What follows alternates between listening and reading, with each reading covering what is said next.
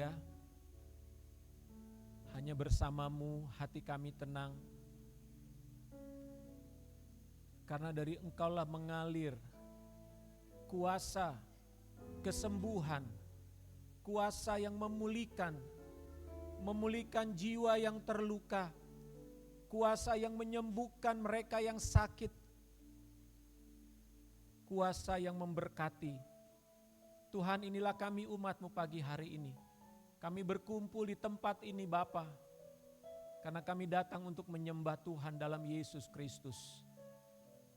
Terima kasih Tuhan, urapi hamba-Mu, urapi kami semua yang sudah hadir hari ini. Kami datang dengan haus dan lapar akan Tuhan. Berbicaralah Engkau di tengah-tengah kami saat ini ya Tuhan. Kami siap menerima firman-Mu. Bukalah pikiran kami, untuk kami dapat mengerti firman Tuhan. Dan biarlah Roh Kudus yang akan menaruh firman itu di hati kami, sehingga firman itu akan terus tinggal di dalam hidup kami. Terima kasih Bapa, dalam nama Tuhan Yesus Kristus kami berdoa. Sama-sama katakan, amin. Silakan duduk Bapak Ibu. Shalom, selamat pagi semuanya. Puji Tuhan. Kita bersyukur untuk pagi ini. Terima kasih untuk tim worship yang sudah memimpin kita dalam pujian dan penyembahan. Dan kita sudah memasuki bulan Mei, saudara-saudara. Artinya waktu terus berjalan dengan cepat, luar biasa, tanpa kita tahan. Kita tidak bisa menahan berjalannya waktu. Betul? Waktu adalah sesuatu yang pasti akan kita habiskan. Waktu adalah sesuatu yang tidak pernah bisa kembali. Ya, dulu ayah saya selalu bilang, Parda kamu harus ingat, waktu itu adalah seperti garis lurus. Waktu itu selalu berjalan ke depan, dia tidak bisa mundur. Oleh karena itu biarlah kita mengingat apa yang Tuhan katakan. Agar kita tidak menyia-nyiakan waktu kita. Amin. Ya, Bapak Ibu Saudara, pagi ini di bulan Mei ini kita akan memiliki tema tentang doa. Tahun ini kita berbicara tentang bagaimana kita memberitakan Injil. Karena kedatangan Tuhan Yesus adalah kedatangan yang akan dipercepat apabila Injil sudah diberitakan ke seluruh bangsa, saudara. Dan untuk itu tentu saja kita butuh doa. Ya, kita butuh doa. Kenapa? Karena doa itu merupakan alat dan senjata yang dahsyat yang Tuhan berikan kepada umatnya. Sebab melalui doa, maka umat Tuhan secara sengaja mengundang dan melibatkan Tuhan untuk campur tangan dalam kehidupan kita. Jadi orang yang berdoa adalah orang yang secara sadar meminta Tuhan terlibat di dalam hidupnya. Sebaliknya kalau orang tidak mau berdoa atau malas berdoa, berarti dia akan berjalan menurut dirinya sendiri, menurut keinginannya sendiri, mengikuti kemampuannya, saudara. Tetapi kalau kita berdoa, maka itu berarti kita melibatkan Tuhan. Melibatkan kuasa dari tempat yang maha tinggi dalam hidup kita. Maka ketika kita melibatkan Tuhan, segala hal yang sulit dan mustahil bagi kita itu dapat terjadi, saudara. Amin. Itulah pentingnya kenapa kita perlu berdoa. Mari kita membaca firman Tuhan dari Yakobus pasal 5 ayat 12 sampai 18.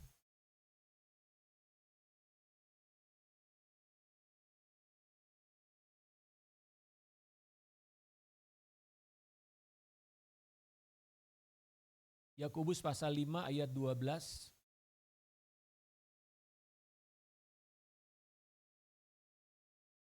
Ya, sudah ada di layar, saya akan bacakan.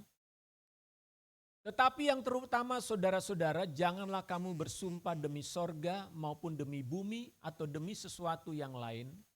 Jika ya, hendaklah kamu katakan ya. Jika tidak, hendaklah kamu katakan tidak. Supaya kamu jangan kena hukuman. Kalau ada seorang di antara kamu yang menderita, baiklah ia berdoa. Kalau ada seorang yang bergembira, baiklah ia menyanyi. Kalau ada seorang di antara kamu yang sakit, baiklah ia memanggil para penatua jemaat, supaya mereka mendoakan dia, serta mengolesnya dengan minyak dalam nama Tuhan. Dan doa yang lahir dari iman akan menyelamatkan orang sakit itu dan Tuhan akan membangunkan dia. Dan jika ia telah berbuat dosa, maka dosanya itu akan diampuni. Karena itu hendaklah kamu saling mengaku dosamu dan saling mendoakan supaya kamu sembuh. Doa orang yang benar bila dengan yakin didoakan sangat besar kuasanya. Elia adalah manusia biasa sama seperti kita dan ia telah bersungguh-sungguh berdoa supaya hujan jangan turun. Dan hujan pun tidak turun di bumi selama 3 tahun dan 6 bulan. Lalu ia berdoa pula dan langit menurunkan hujan dan bumi pun mengeluarkan buahnya. Bapak Ibu Saudara, tadi saya katakan bahwa ketika kita berdoa kita melibatkan Tuhan. Sehingga dengan keterlibatan Tuhan itulah hal-hal yang sulit, hal-hal yang mustahil itu dapat terjadi. Ada sebuah kesaksian dalam sebuah ibadah KKR kesembuhan. Hamba Tuhan yang akan berkhotbah namanya Pendeta Don Goset. Ini di Amerika ya. Lalu dia didatangi oleh seorang pria, jadi sebelum dia berkhotbah dia didatangi oleh seorang pria yang kakinya pincang saudara. Ketika ditanya apa yang mau didoakan, pria ini bernama Lucky Metz. Lalu dia cerita bahwa dia kecelakaan kira-kira 23 tahun yang lalu. Dan akibat kecelakaan itu menghancurkan lututnya. Sehingga ia dioperasi dan tempurung kakinya diambil saudara. Lalu pendeta Don Goset ini sebelum berdoa dia bertanya, apakah engkau sudah menerima Yesus Kristus sebagai Tuhan? Dia menjawab, belum. Akhirnya pendeta ini mengatakan, kamu bisa masuk surga tanpa tempurung. Tetapi kamu tidak bisa masuk surga tanpa lahir baru. Singkat cerita akhirnya ditantang, apakah kamu mau menerima Kristus dalam hidupmu sebagai Tuhan dan Juru Selamat? Ya, saya mau. Akhirnya didoakan dan Pak Lucky ini bersuka cita setelah didoakan dia menerima Kristus, saudara. Setelah itu didoakan untuk kesembuhan. Hamba Tuhan ini berdoa dengan kata-kata demikian. Tuhan Yesus, ketika engkau berjalan di bumi ini, engkau mengadakan mujizat kreatif dengan mengubah air menjadi anggur. Di dalam nama Tuhan Yesus, di dalam namamu Tuhan, saya meminta satu tempurung lutut yang baru tercipta untuk saudara Lucky sekarang ini. Saudara, terjadi sebuah keajaiban. Selesai dia berdoa, hamba Tuhan ini lalu celana digulung oleh Pak Lucky ini. Dan dia mendapati kakinya sudah mempunyai tempurung baru saudara. Luar biasa bukan? Beri tepuk tangan dulu buat Tuhan. Ya, ini namanya mujizat kreatif. Tuhan mampu menciptakan dari yang tidak ada menjadi ada. Amin. Itulah kuasa Tuhan. Itulah kemampuan Tuhan lakukan bagi kita yang percaya. Dan hari itu Pak Lucky ini menerima 2 mujizat. Yang pertama dia menerima mujizat keselamatan. Yang kedua dia menerima mujizat kesembuhan, saudara.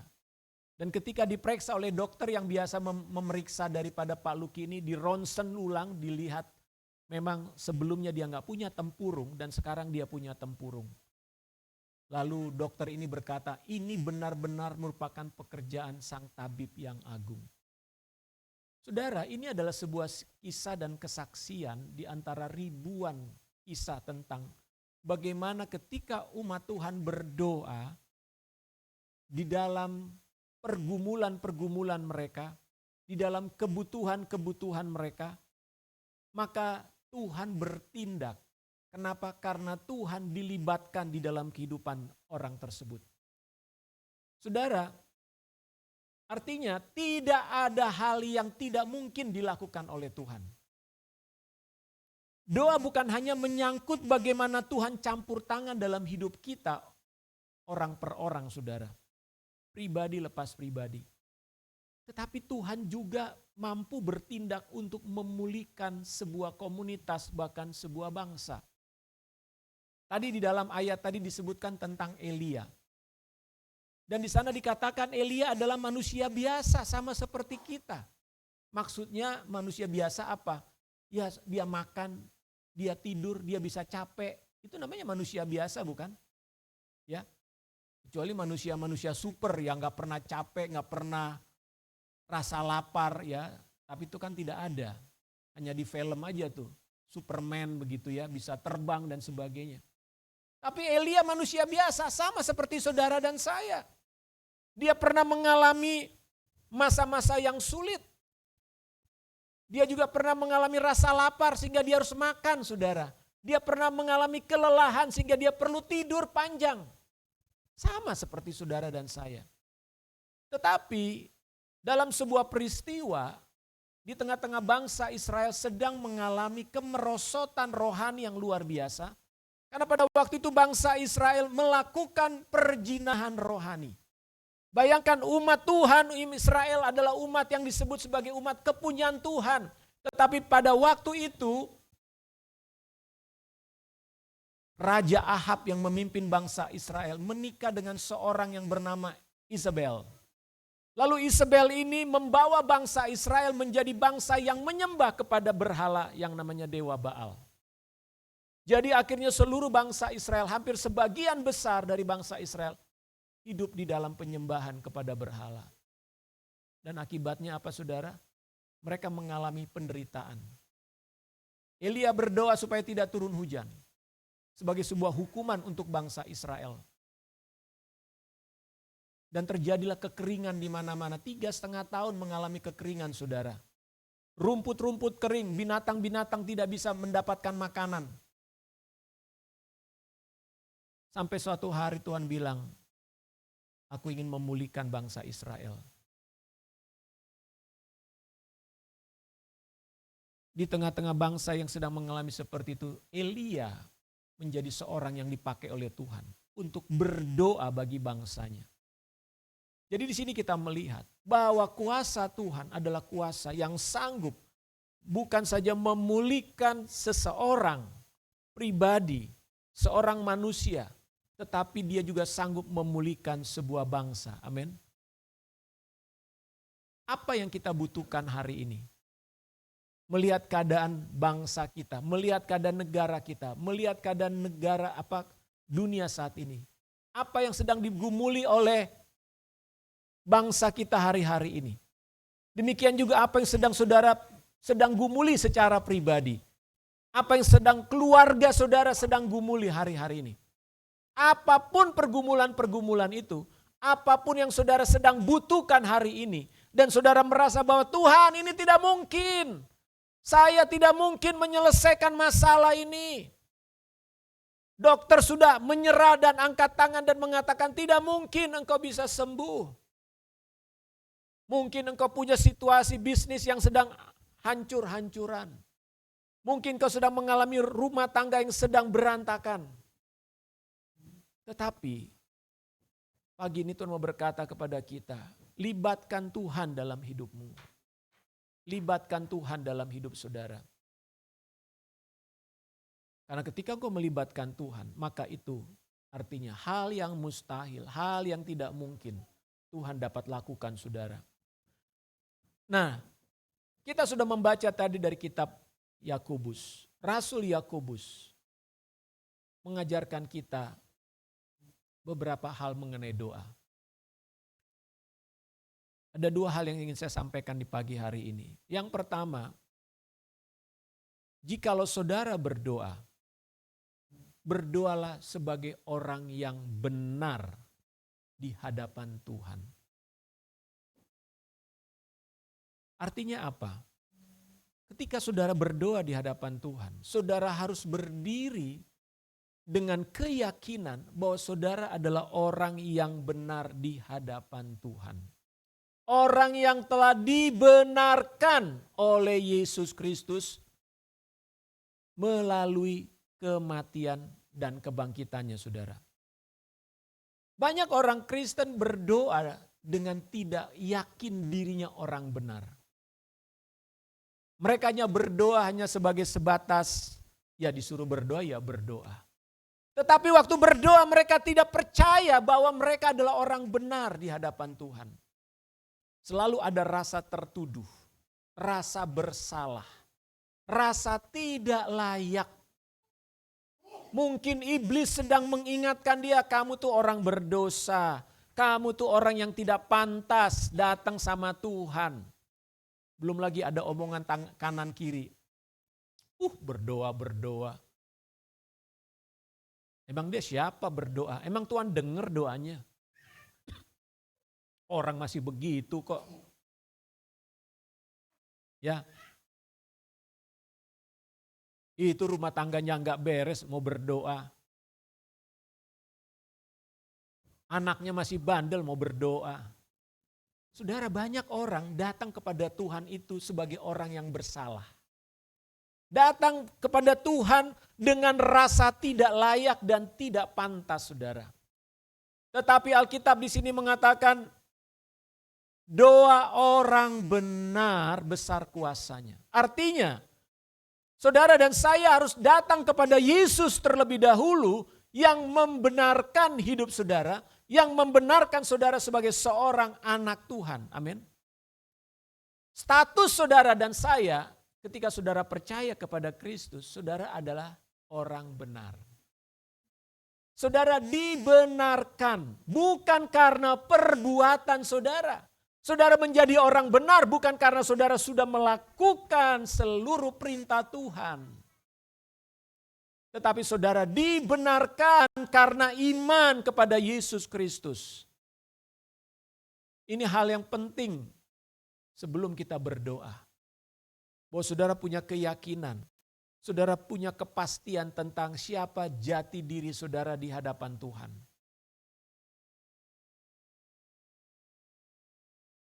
Mari kita baca dalam Roma 3 ayat 24.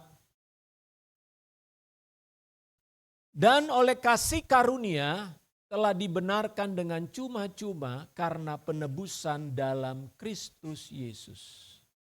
Setiap saudara yang sungguh percaya kepada Yesus, saudara datang kepada Kristus, saudara dilahirkan baru, saudara menjadi manusia baru. Alkitab katakan, oleh kasih karunia telah dibenarkan. Bukan akan dibenarkan, tapi telah dibenarkan. Dengan cuma-cuma. Sebab Yesus yang membayarnya, sebab darah Yesus yang menjadikan saudara dari orang yang bersalah di hadapan Tuhan menjadi orang yang benar. Amin.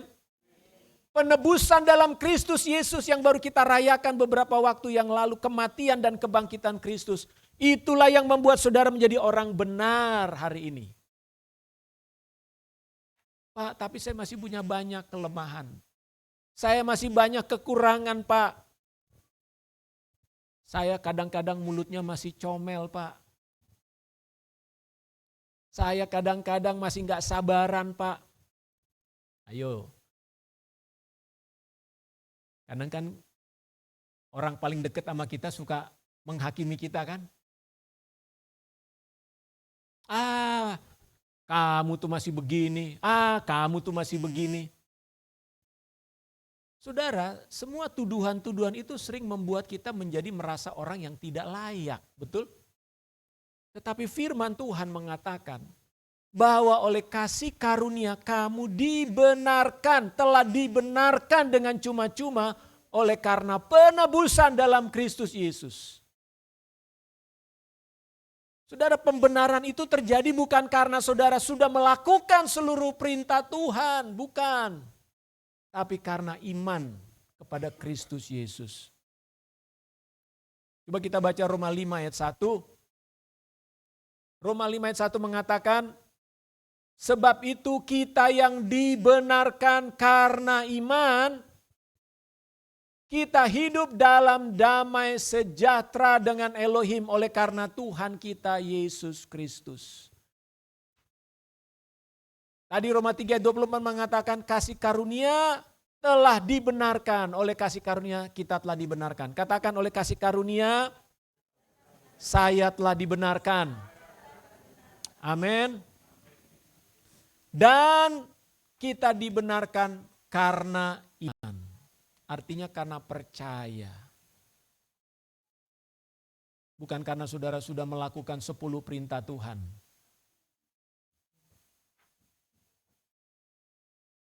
Siapa di sini yang sudah melakukan 10 perintah Tuhan? Pasti saudara bilang saya banyak tidak melakukan 10 perintah Tuhan, betul? Tapi bukan karena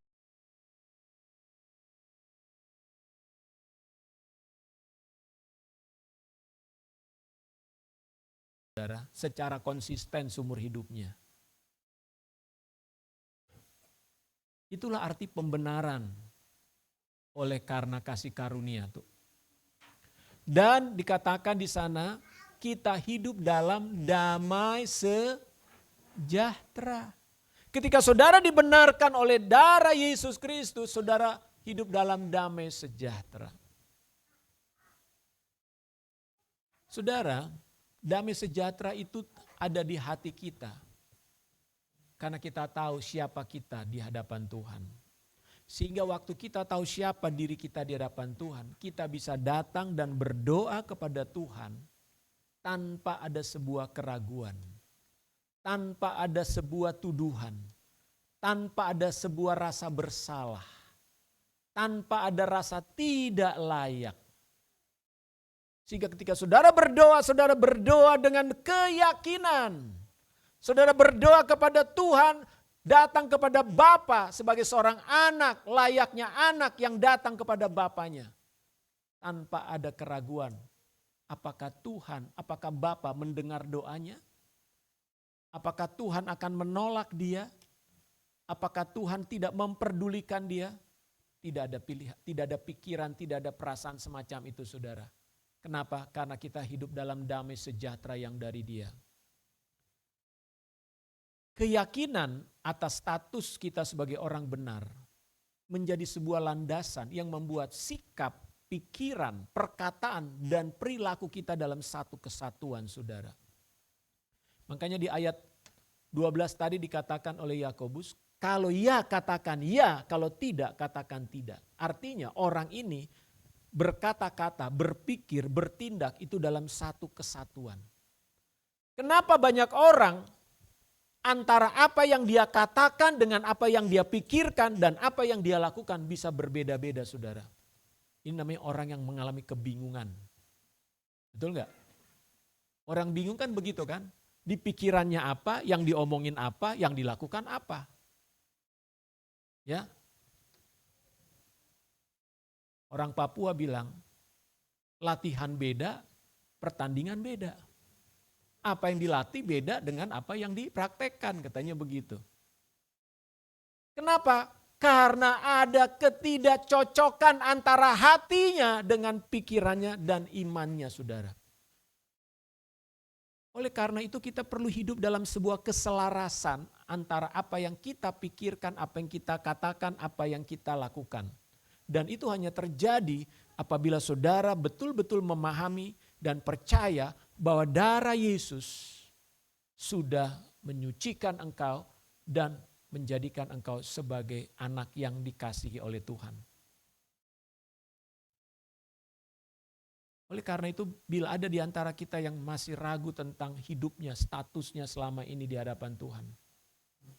Biarlah hari ini saudara datang dan menerima Kristus sepenuhnya dan percaya sepenuhnya akan karya penebusan Kristus itu.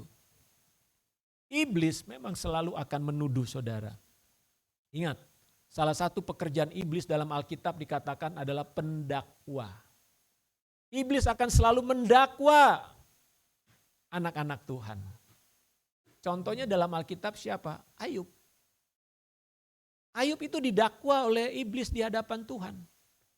Ketika suatu hari Tuhan berkumpul dengan anak-anak malaikat-malaikat. Lalu iblis ikut kumpul di situ. Lalu Tuhan bilang, iblis kau lihat gak Ayub, hambaku?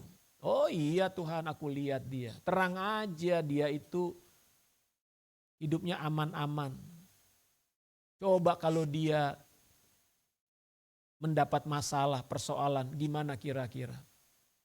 Saudara, iblis berusaha untuk mendakwa kita, menjatuhkan kita.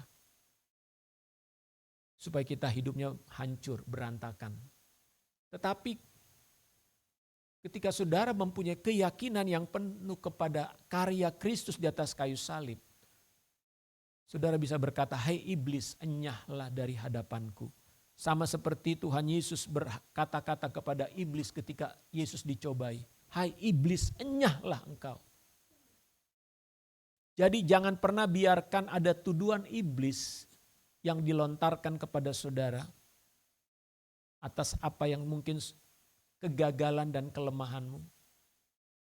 Sebaliknya engkau berpegang kepada apa yang Yesus sudah lakukan.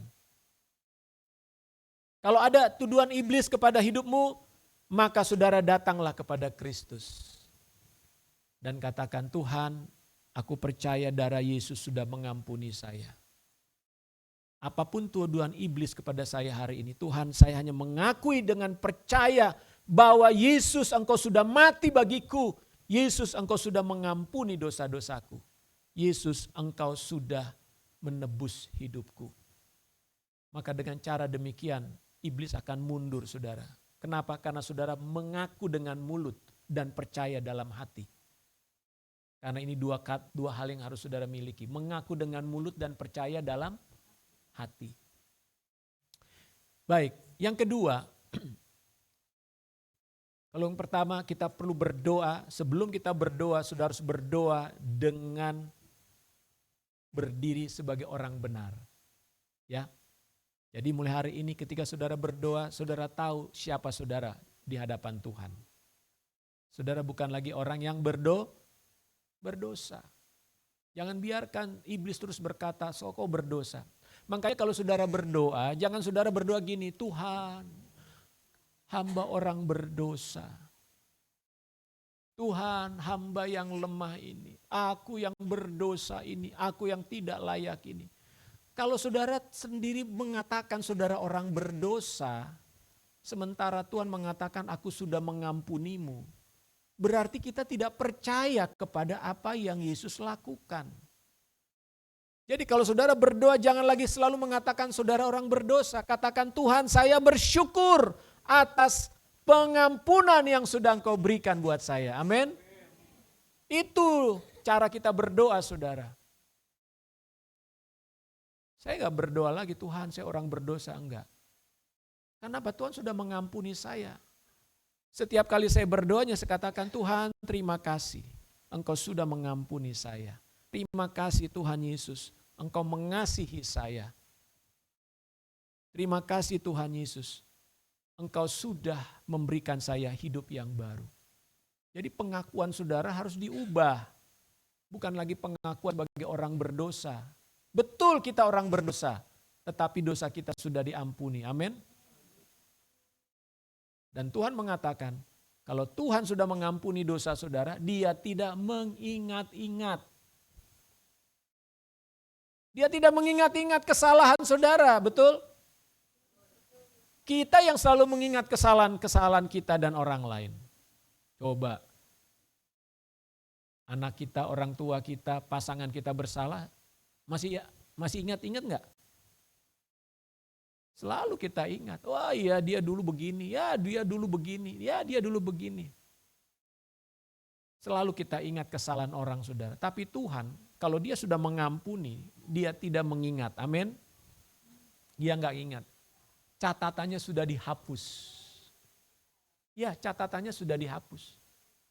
Siapa di sini yang selalu menyimpan buku kenangan? Apalagi kenangan buruk. Wah, dicatat tuh ya kenangan buruk.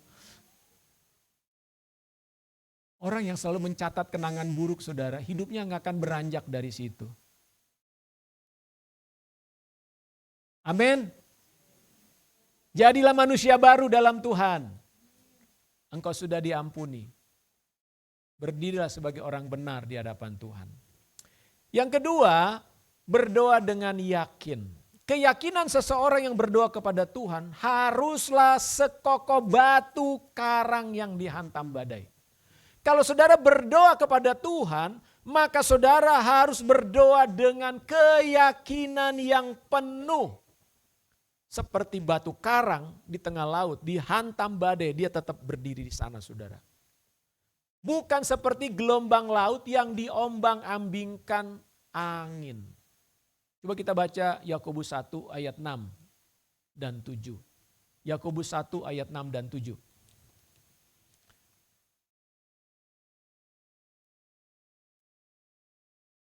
Hendaklah ia memintanya dalam iman. Kalau saudara berdoa, mintalah dalam iman.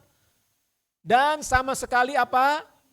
Jangan bimbang. Saudara kalau berdoa jangan bimbang. Sebab orang yang bimbang sama dengan gelombang laut yang diombang-ambingkan kian kemari oleh angin. Lalu orang yang demikian janganlah mengira bahwa ia akan menerima sesuatu dari Tuhan. Saudara kalau berdoa harus tidak ada keraguan sedikit pun. Iman itu bukan sedikit percaya atau setengah percaya. Saya setengah percaya. Saya percaya tapi setengah percaya. Atau hampir percaya. Saudara, banyak orang berdoa sama Tuhan. Tetapi masalahnya adalah apakah mereka percaya, setengah percaya, seperempat percaya, atau hampir percaya. Mungkin kalau hampir percaya 90% ya. 90% saya percaya, berarti hampir percaya dong. Betul gak?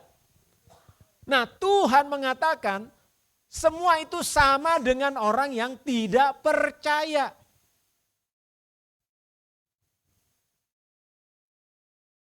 Lalu apa yang dimaksud dengan ketika Tuhan berkata, kalau kamu punya iman sebesar biji sesawi saja, kamu bisa berkata kepada gunung ini pindah, maka gunung itu akan pindah. Saudara, biji sesawi itu kecil. Sangat kecil sekali. Mungkin lebih kecil dari biji ketumbar, saudara.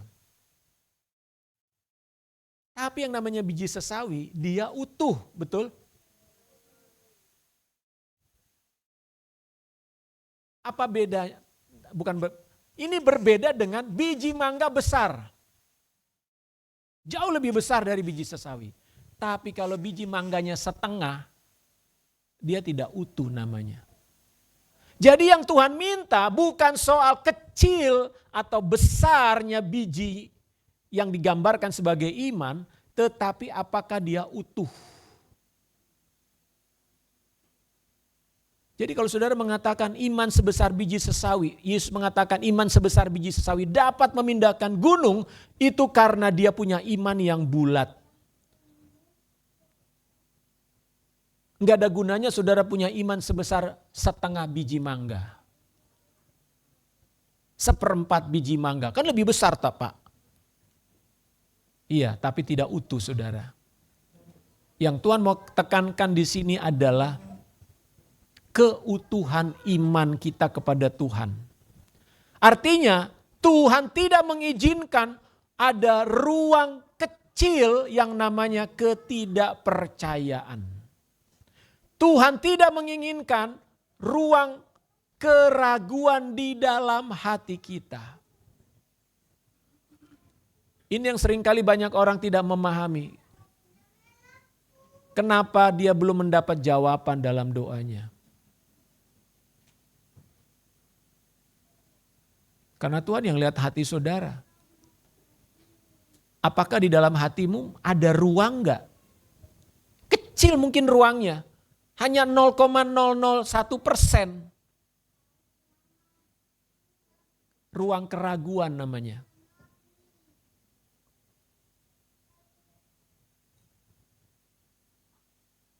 Saudara, kita perlu betul-betul percaya kepada Tuhan. Tanpa ada keraguan sedikit pun. Amin. Makanya tadi dikatakan Elia manusia biasa sama seperti kita. Di saat dia berdoa meminta hujan, dia berdoa dengan iman yang utuh.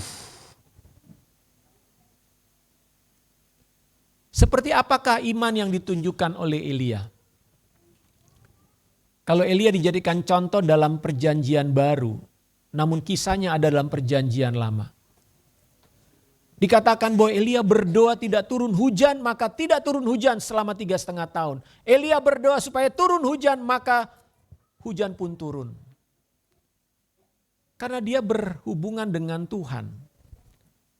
Dia mendengar apa yang Tuhan katakan. Artinya Elia berdoa sesuai dengan firman Tuhan. Kalau saudara berdoa dengan keyakinan atas dasar firman Tuhan, maka iman saudara adalah iman yang utuh. Tapi kalau saudara berdoa berdasarkan kata orang, maka saudara bisa goyah. Oleh karena itu penting bagi kita mengetahui apa yang Tuhan katakan dalam Alkitab sebagai kebenaran, dan kita berdoa meminta kepada Tuhan berdasarkan firman-Nya sendiri.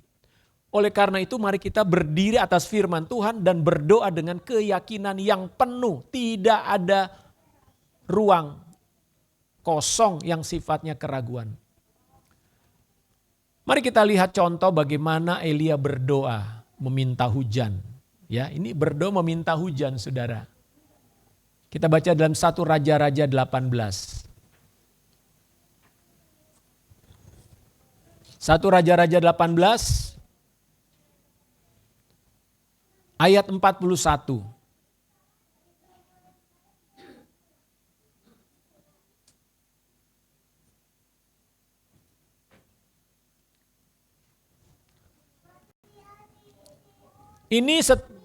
Kisah ini adalah peristiwa setelah Nabi Elia berdoa menurunkan api dari langit. Ingat ceritanya ya. Di mana Elia memberikan persembahan di atas mezbah. Lalu ada korban di sana, lalu mezbahnya supaya api nyala biasanya disiram apa saudara? Bensin dong harusnya. Ya. Kalau mau nyalakan api kan pakai bensin, spiritus. Ini disiramnya air saudara. Berarti ini sesuatu yang mustahil, betul nggak? Nggak ada benda direndam air itu bisa terbakar ya. Tapi justru di sini Elia menunjukkan bahwa Tuhan yang dia sembah itu Tuhan yang hidup. Dan kemudian korbannya habis semua. Nah, ini cerita sudah lewat, lalu kemudian Elia berhadapan dengan Raja Ahab. Ayat 41. Kemudian berkatalah Elia kepada Ahab, "Pergilah, makanlah dan minumlah, sebab bunyi dera hujan sudah kedengaran." Saudara 3,5 tahun gak ada hujan ini. 3,5 tahun gak ada hujan, kekeringan. Tapi kemudian Elia bilang kepada raja, "Raja, kamu santai-santai aja, makan aja, santai. Aku udah denger nih suara hujan." Padahal itu udara terang benderang saudara, panas terik. Tapi Elia berkata, hujan sudah kedengaran.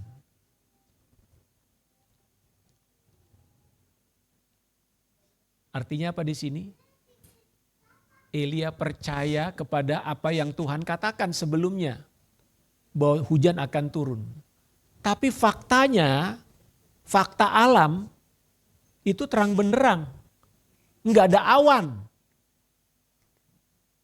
Tapi Elia bisa berkata kepada raja, hujan sudah kedengaran. Inilah namanya perkataan iman. Belum melihat, tapi percaya. Saudara, iman adalah percaya untuk sesuatu yang belum kelihatan. Bukan udah kelihatan baru percaya, itu namanya bukan iman. Ayat 42. Lalu Ahab pergi untuk makan dan minum, tetapi Elia naik ke puncak gunung Karmel, lalu ia membungkuk ke tanah dengan mukanya di antara kedua lututnya. Apa yang dilakukan Elia? Dia naik ke gunung Karmel lagi untuk apa? Dia berlutut. Dia meletakkan kepalanya di antara kedua lututnya. Kira-kira begini ya. Dia berdoa.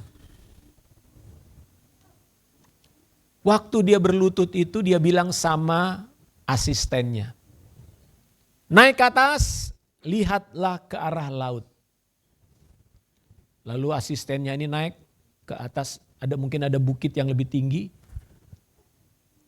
Lalu dibilang, tidak ada apa-apa. Lalu Elia bilang, pergi. Sekali lagi, pergi. Elia berlutut lagi, saudara. Dia berdoa lagi. Kemudian dia bilang sama asistennya, sekarang lihat ke atas. Asistennya bilang, belum lihat apa-apa, nggak ada apa-apa. Masih sama cuacanya, masih sama. Nggak ada perubahan sedikit pun, tidak ada perubahan, nggak ada. Elia berlutut lagi. Sekarang kamu lihat lagi. Belum ada apa-apa Tuhan, nggak ada. Masih sama, masih terang benderang. Udah 3 kali. Elia berlutut lagi. Coba lihat sekarang. Belum ada perubahan, masih sama, masih sama. Ngapain sih udah sama aja, sama, gak ada apa-apa. Ini masih terang benderang, gak ada perubahan apa-apa. Elia berlutut lagi. Coba lihat lagi. Perhatikan sekarang. Tuhan masih sama. Udah berdoa, udah. Udah sembuh, belum, masih sakit. Udah berdoa, udah. Gimana kondisi? Ya masih begini Pak. Belum dapat kerjaan. Udah berdoa. Saudara, berapa banyak orang berdoa, lalu ketika berdoa merasa gak ada jawaban. Ya udahlah. Udah putus asa juga berdoa kan. Banyak orang berdoa juga udah putus asa, saudara. Banyak orang berdoa udah gak ada iman. Ya udah berdoa aja lah. Tapi Elia yang ke-6 kali terus dia berdoa. Sekarang lihat. Enggak ada perubahan Pak, masih sama, udaranya masih cerah. Enggak ada kelihatan apa-apa di langit, sama aja. Udah 6 kali, sekarang yang ke-7. Coba lihat sekali lagi. Sampai 7 kali, ayat 44 mengatakan. Pada ke-7 kalinya berkatalah bujang itu, wah awan sebesar telapak tangan timbul dari laut. Awan kecil sebesar telapak tangan muncul dari laut. Kecil, awan, jauh.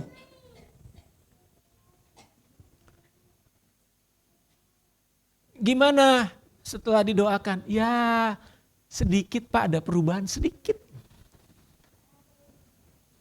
Biasanya kalau orang melihat hanya sedikit itu, ya belum ada terlalu lah. Kalau lumayan itu udah 50% biasanya. Ini masih dikit, enggak ya berkurang lah sedikit. Tapi di sini Elia berkata apa? Lalu kata Elia, pergilah katakan kepada Ahab. Ahab ini raja ya. Pasang keretamu dan turunlah, jangan sampai engkau terhalang oleh hujan. Tandanya masih sangat sedikit.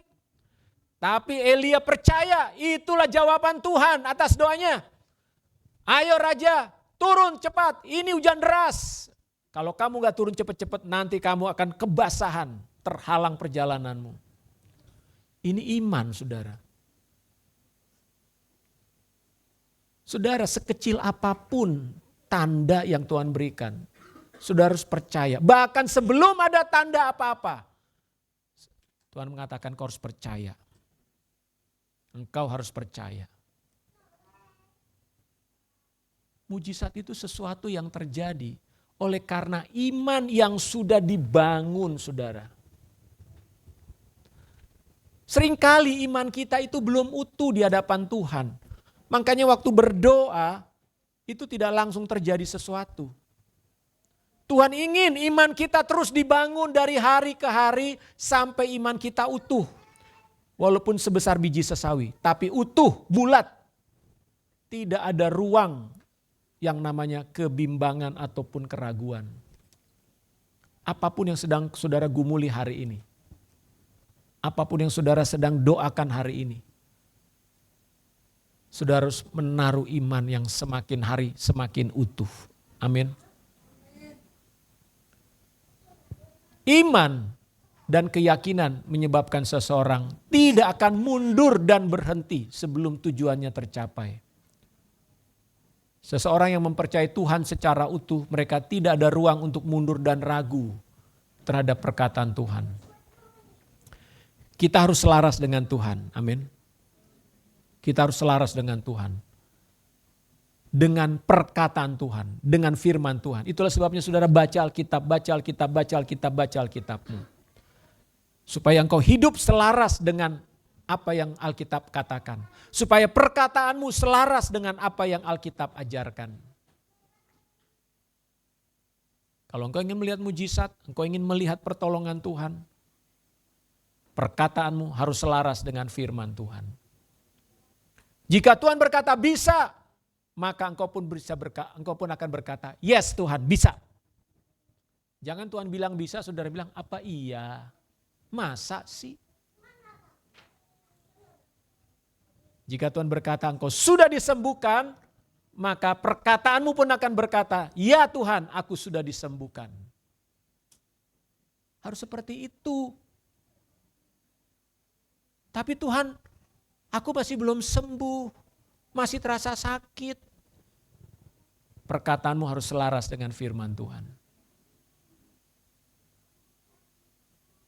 Maka Tuhan akan bertindak sesuai dengan firman-Nya. Haleluya. Mari kita berdoa.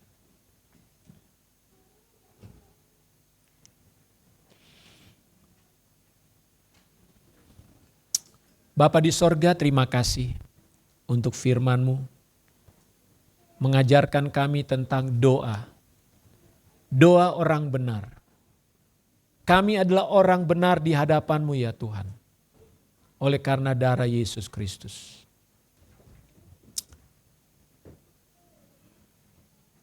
Apabila ada di antara saudara yang selama ini hidup di dalam tuduhan-tuduhan iblis, bahwa saudara adalah orang yang berdosa, orang yang bersalah, orang yang tidak layak. Dengar firman Tuhan hari ini saudara. Dia berkata kepada engkau, percayalah dosamu sudah diampuni. Percayalah engkau adalah orang yang dibenarkan oleh iman kepada Yesus Kristus. Jika engkau adalah orang yang sudah percaya kepada Yesus Kristus, maka percayalah juga bahwa dosamu sudah diampuni. Tapi kalau selama ini engkau masih ragu apakah engkau percaya kepada Yesus, biarlah hari ini engkau datang kepada Tuhan dan katakan, Tuhan, aku mau percaya kepada Tuhan. Percayalah juga kepada firman Tuhan, kepada janji Tuhan, kepada apa yang Alkitab tulis. Itu adalah firman Tuhan.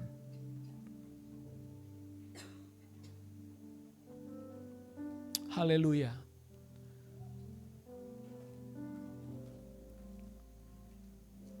Tuhan, angkat segala keraguan dari hati kami. Angkat segala kebimbangan dari hati kami.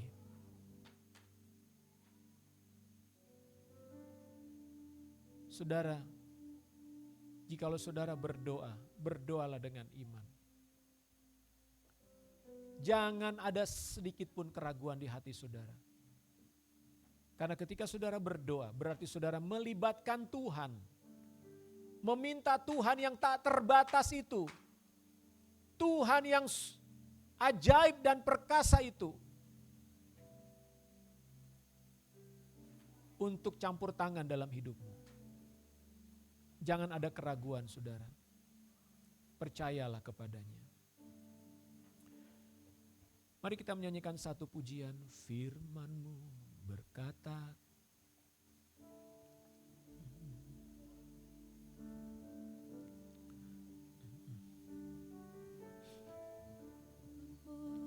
berkata Kau besertaku,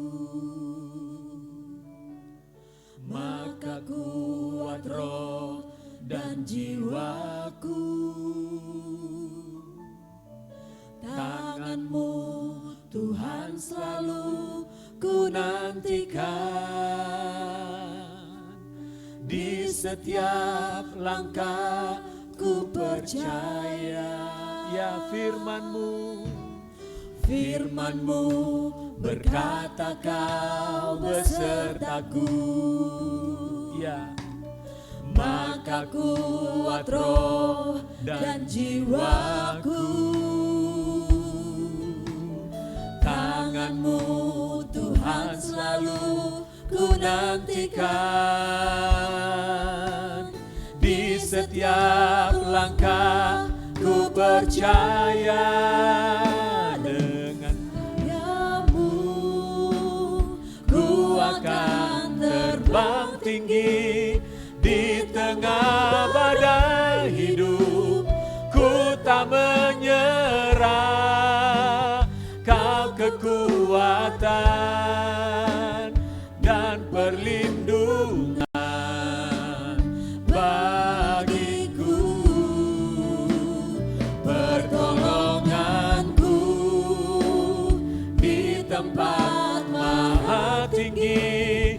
Ku mengangkat tanganku, aku berserah. Kau ku nantikan, Kau yang ku sembah, Yesusku, Rajaku. Saudara, saya mau berdoa bagi saudara yang sedang dilanda pergumulan hari ini. Engkau yang sedang sakit, engkau yang membutuhkan peneguhan untuk imanmu hari ini. Saya mau berdoa. Saudara yang sedang mengalami kebimbangan dan keraguan, menghadapi pergumulan dalam hidupmu. Saya mau berdoa bagi saudara. Karena Tuhan ingin saudara teguh hatinya. Tidak ada kebimbangan dan keraguan terhadap apa yang Tuhan katakan dalam Alkitab, dalam firman-Nya. Jikalau saudara membutuhkan dukungan doa hari ini, apapun yang saudara gumuli, engkau yang sedang sakitkah, engkau yang sedang mengalami persoalankah, engkau yang sedang menghadapi masa-masa yang sulitkah, saya undang saudara boleh maju ke depan. Saya akan berdoa bagi saudara. Biar hari ini Tuhan meneguhkan engkau. Dan kau menerima jawaban dari Tuhan. Menerima kesembuhan dari Tuhan. Menerima mujizat dari Tuhan. Menerima apa yang Dia katakan dalam firman-Nya. Janji pertolongannya. Bahkan mungkin kau sedang ragu tentang keselamatan dalam hidupmu. Engkau sedang ragu apakah engkau orang yang diselamatkan atau tidak. Biarlah hari ini engkau datang kepada Tuhan. Silakan maju ke depan. Saya dengan tim akan berdoa bagi saudara. Biarlah hari ini menjadi hari di mana Tuhan akan menyatakan firman-Nya bagi saudara. Menyatakan kehendaknya, menyatakan kuasa-Nya atas saudara. Maju dengan tidak ada keraguan. Engkau mau datang kepada Dia hari ini. Mari kita nyanyikan pujian ini. Saya beri waktu saudara untuk boleh melangkah ke depan. Firman-Mu berkata, firman-Mu berkata kau besertaku. Ya, siapa saja boleh maju ke depan yang membutuhkan doa. Siapa saja tidak usah malu, tidak usah ragu. Hari ini Tuhan mau melakukan sesuatu dalam hidup saudara. Ya. Apa yang sedang kau gumuli, apa yang sedang engkau doakan, mari maju ke depan. Kami mau mendukung saudara. Saya mau berdoa meminta Tuhan akan melakukan dan bertindak sesuai dengan firman-Nya. Ya, siapa lagi? Silakan maju. Ya, maju. Silakan maju. Saya minta tim pelayan maju. Doakan, ayo maju.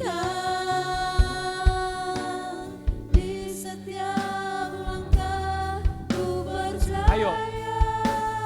Dengan sayap-Mu ku akan terbang tinggi di tengah badai hidup.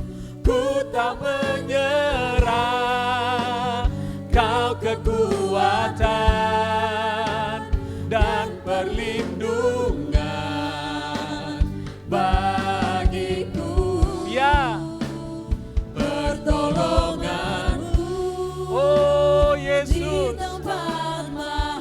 Tuhan, kami datang saat ini. Kami datang membawa hidup kami ke hadapan-Mu. Tuhan, Engkau yang meneguhkan iman.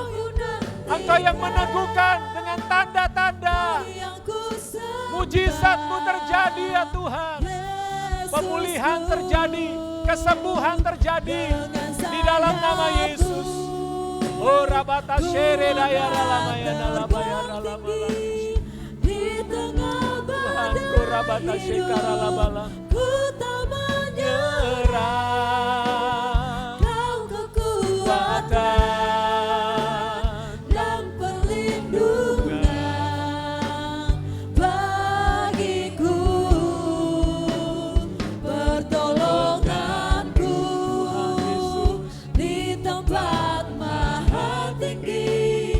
Ku mengangkat tanganku, aku berserah. Kau ku nantikan, Kau yang ku sembah. Dalam nama Yesus Tuhan, aku berdoa saat ini dan melepaskan anugerah-Mu, keselamatan yang dari-Mu Tuhan turun atas hidupnya. Biarlah dia melihat kemuliaan Tuhan saat ini.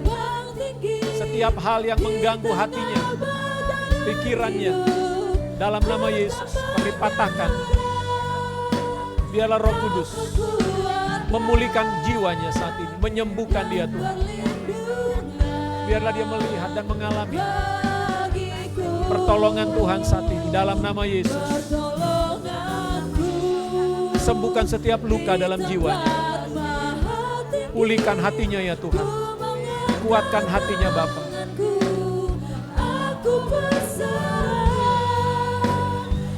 Masa-masa kecewa, kepahitan, kemarahan, angkat Bapa dalam nama Yesus. Kurabata shikara lama-lama. Ibu ada sakit?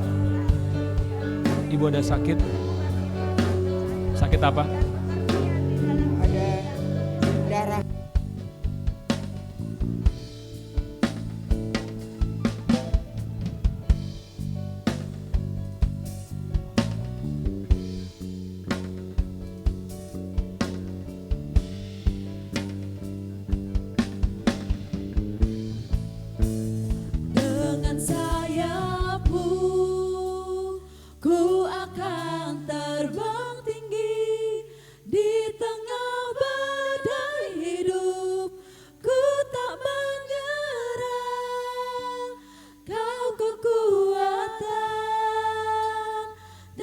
perlindungan bagiku,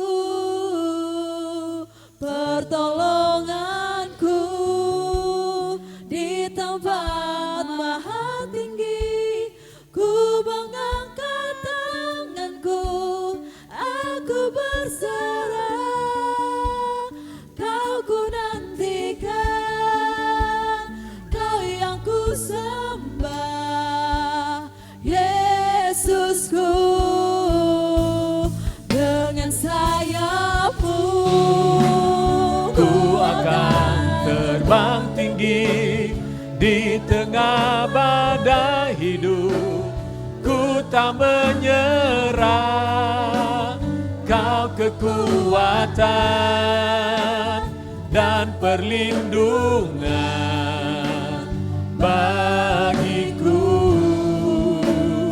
pertolonganku di tempat maha tinggi. Ku mengangkat tanganku, aku berserah, Kau ku nantikan, Kau yang ku sembah, Yesusku, Rajaku.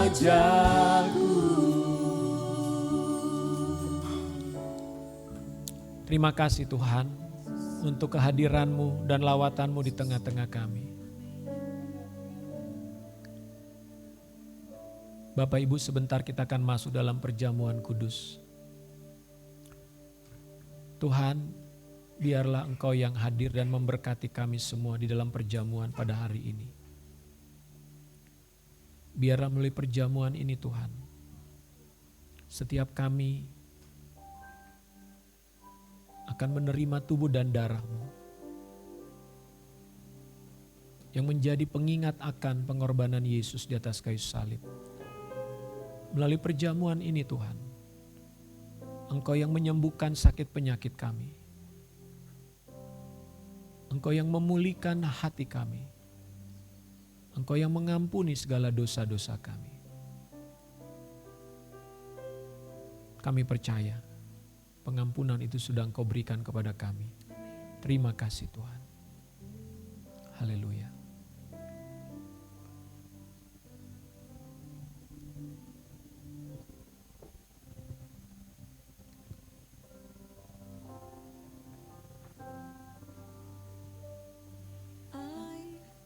Was a wretch, I Terima kasih remember Tuhan who I untuk perjamuan was. ini. Berkati Tuhan. I was Urapi lost, kami.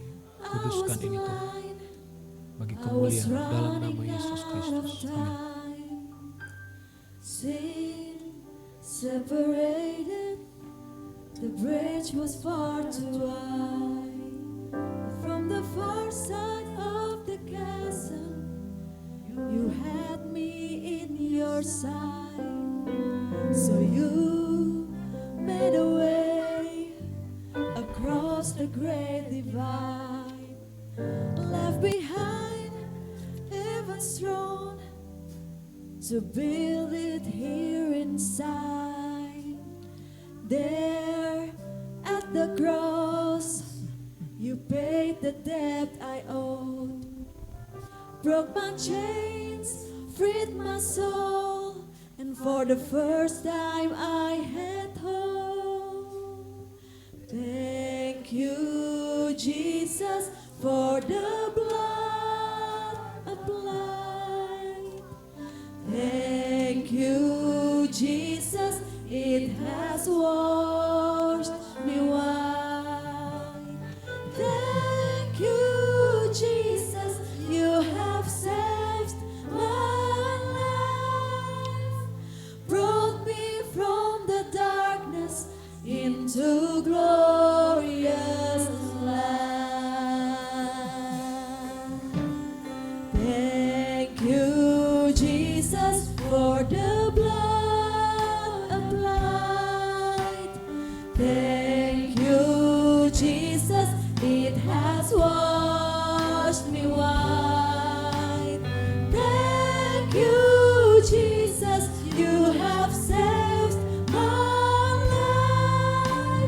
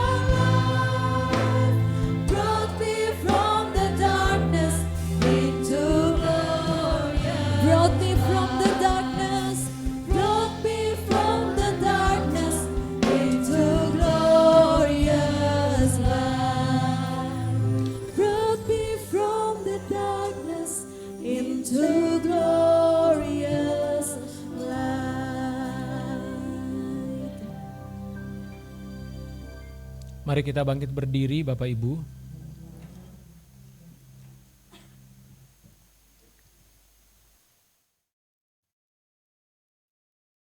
Mari kita mengangkat roti yang adalah tubuh Kristus.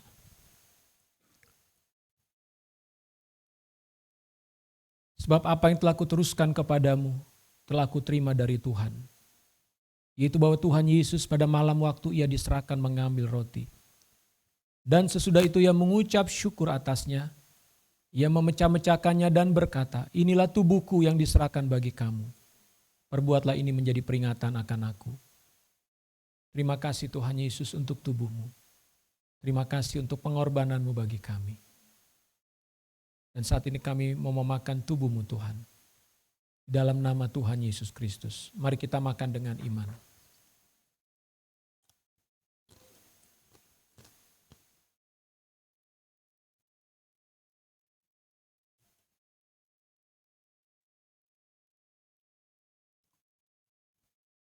Sambil mengingat peristiwa Yesus di atas kayu salib. Bersyukurlah, karena melalui itu semua, dosa-dosa saudara sudah diampuni oleh Tuhan.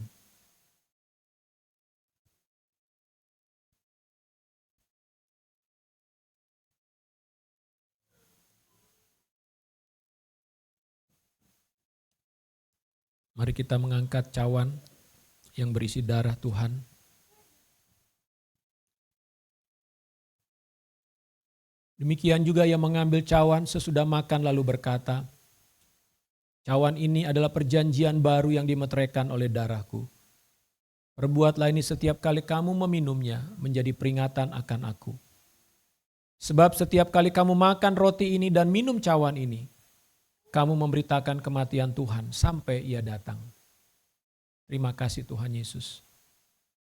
Kami akan terus mengingat pengorbananmu, kematianmu, untuk darahmu yang sudah tertumpah bagi kami.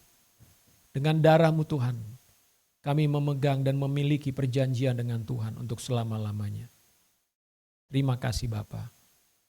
Kami meminum dalam nama Tuhan Yesus Kristus. Mari kita minum dengan iman.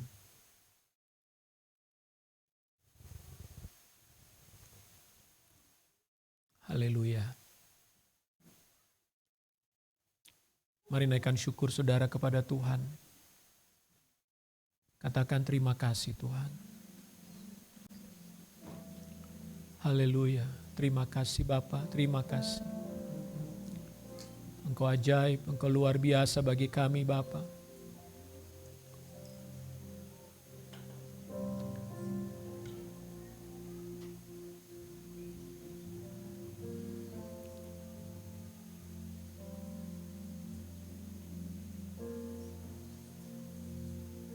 Haleluya, haleluya. Tak terukur kasih-Mu bagi kami ya Tuhan. Tak terselami hal-hal yang Kau lakukan bagi kami.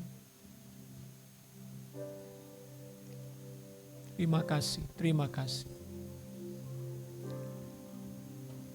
Hanya rasa syukur yang bisa kami panjatkan kepadamu ya Bapa. Terpujilah namamu Tuhan. Haleluya.